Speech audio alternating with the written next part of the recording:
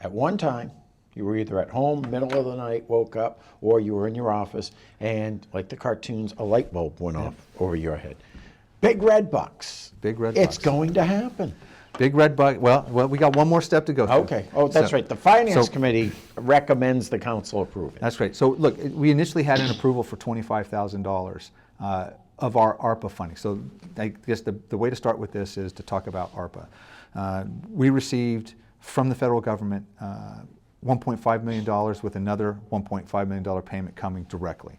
We have money allocated from Bristol County in the ARPA fund that we received. Total of $8.2 million. Got a lot of plans. We're going to do a lot with Allen Ave, and I'm sure we'll talk about that as soon as we get that kicked off and going. But one of the things that you're allowed to do with ARPA money is support your local businesses that have been impacted by COVID, right? We could create, we could give out grant money if we wanted to, much like the federal government did with PPP, except using the town. I thought that was a potential option, right? But I wanted to, whatever money we were ever going to inject into the community, I wanted to be able to say, how do we turn that into more, right? How do we get a factor of 10 out of what we invest into our small business? Because there's absolutely a number that have been impacted by COVID. So working with Lyle Perney, our economic development coordinator, Chris Wee, the treasurer, figured out a way, like, let's come up with a buy local program. We know the town of Franklin has a gift card system that they use that's run by their local businesses, where if you put money on their card and you spend it at, you get a reward. We wanted to say, how do we let's start off with $25,000 and turn that into $250,000 in the local community. So with this buy local program, and we sat down with the businesses that were interested in taking part of this program and say, how does this work for you? We went through a number of iterations of what this potentially looked like. We were printing our own coupons. We were getting Mylar coupons to prevent them from being photocopied. We were having residents potentially come into town hall and show us their receipts, and we'd give them the big red bucks and then send a check to the business. And that was just the one thing that government does really well, bureaucracy.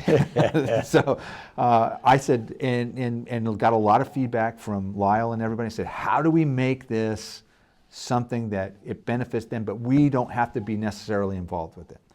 So we reached out to a company that does gift cards, the only company it's the same company that supports the program in Franklin, and said, okay, we could do this card. It's a one-time use. For every $50 somebody spends at one of these businesses that are participating, you get a $5 card for Big Red Bucks, and you can spend that at any of the participating businesses. You're capped at $300, so the most you would ever get would be $30. It really does recycle that money and put it right back into the economy. And then we get the benefit of the town directly. If you spend it on meals and beverages, that comes back to the town directly. And then through the sales tax, when the state returns back our money to us, as part of our budget cycle, we'll see the benefit of it there as well. Any idea when it might launch? So we're into town council on the 15th. If we get the full council approval, we'll be out, and within a month, we'll have the cards put out into, so we're trying to target St. Patrick's Day to make this available and be up and running.